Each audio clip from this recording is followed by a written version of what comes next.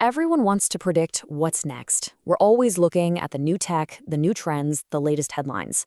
But what if we're all looking in completely the wrong direction? Today, we're jumping into Morgan Housel's Same as Ever to unpack a pretty radical idea. What if the best way to see the future isn't by studying what's changing, but by understanding the parts of us that never, ever will? So, to really get what this means, let's travel back in time. Picture this. It's late 2009.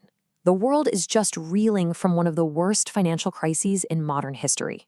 And Warren Buffett is taking a drive through his hometown, Omaha, Nebraska. And his friend is looking around at all the chaos, the boarded up shops, and he asks the question that was on literally everyone's mind. Warren, how do we possibly recover from this mess? It just felt hopeless. Now, you'd expect Buffett to talk about interest rates or bailouts, right? But his answer is kind of weird. He doesn't give some complex economic theory. Instead, he just asks his friend a simple question about a candy bar from 50 years ago. And boom, there it is. The economy goes up and down. Technology changes our entire world. Headlines are a constant storm. But human behavior, our basic wants, our fears, our simple craving for a Snickers bar, that stuff doesn't change. Buffett's whole point is that if you really want to get a handle on the future, you have to focus on the things that are timeless. And, this is not a new idea. The philosopher Voltaire absolutely nailed it centuries ago. The stage changes, the props are different, but the actors, us, are pretty much the same. We're still wired for greed and fear, for jealousy and tribalism, just like our ancestors were. And that right there, that's our first big clue for how to navigate what's coming. So if our human nature is a constant, that means our blind spots are a constant too, which leads us straight to our first timeless truth. The biggest risks aren't the things we worry about. They're the things we never even think to worry about in the first place. Okay, just look at this incredible chain reaction. It all started with a tiny, totally logical decision. The captain of the Lusitania wanted to save a little bit of money on coal, so he shut down one of the ship's 4 boilers. Seems smart, right? But that one small choice delayed the ship just enough to put it in the exact wrong place at the exact wrong time, right in the path of a German U-boat. One rational choice created a world-changing catastrophe. And this isn't just some dusty thing from history books. This applies to us, personally. I mean, think about the master himself, Harry Houdini. This guy's entire career was built on conquering risks he could see. He could take a punch from the strongest guy in the room because he knew it was coming. He was prepared for it. So how did he die? It wasn't from some death-defying escape he'd planned for months. No. He died from a surprise punch he took backstage from a student when his guard was totally down.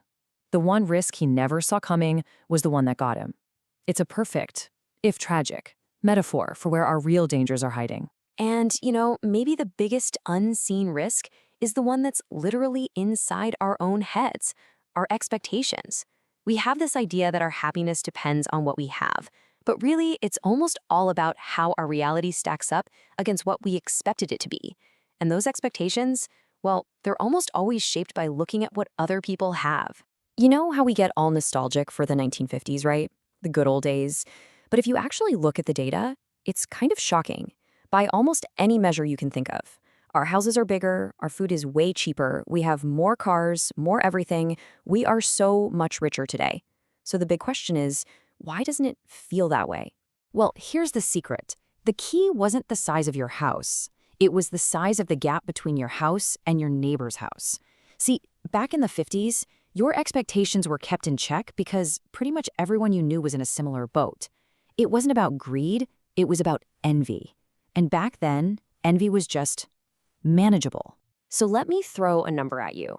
$10 million. That's what Gary Kremen, the guy who founded Match.com, was worth back in 2007. I mean, that's more money than 99.9% of the people on this planet will ever see. And yet, get this, he said, "You're nobody here at $10 million. He felt poor. Why? Because he lived in Silicon Valley, where his neighbors weren't just millionaires, they were multi-billionaires. His expectation goalpost had moved so far down the field that $10 million felt like nothing. It's the ultimate proof. Our sense of well-being is completely, totally relative. So our sense of what we should have is constantly being shaped by the stories we see around us. And that points us to another permanent law of being human. In a world that is just drowning in information and data, we don't follow the best idea. We follow the best story. Let's go to one of the most famous speeches in history. When Martin Luther King Jr. got up to speak at the March on Washington, he actually started by reading from his prepared notes. And, they were fine. They were well-reasoned, they were logical, but they were also kind of forgettable.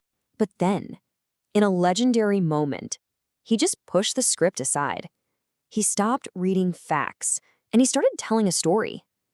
A story about a dream he had. And in that instant, he connected with millions on a deep, emotional level and literally changed the world. That's the power of story over data. And we see this exact same thing happening today. Just take a look at the massive smash hit book, Sapiens. It has sold an unbelievable number of copies all around the world. We're talking more than 28 million.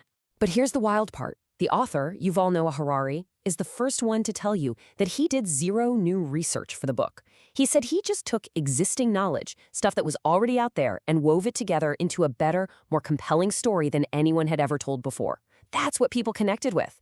It just proves it again. The best story always wins. Okay, let's pull this all together. We're vulnerable to risks we can't see, we're driven by envy, and we're totally swayed by good stories. So what in the world are we supposed to do with all this? How do we actually use this to get by?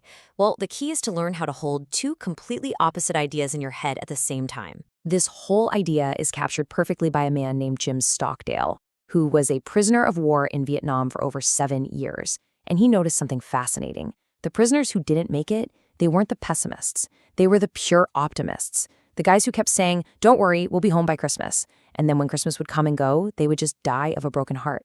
So Stockdale's survival strategy is one we can all borrow. It's got 2 parts. First, plan like a pessimist. You have to assume that the short term is going to be messy. Problems, setbacks, chaos, it's all coming. So you save up and prepare for it.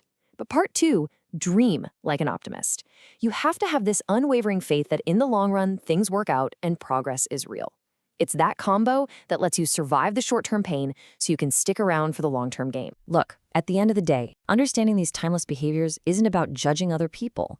It's about seeing them in ourselves, our blind spots, our envy, our love for a good story. That's all running in the background of our own minds.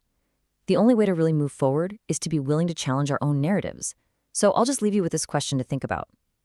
What is something you desperately want to be true, so much so that you've convinced yourself it is true, even when it might not be?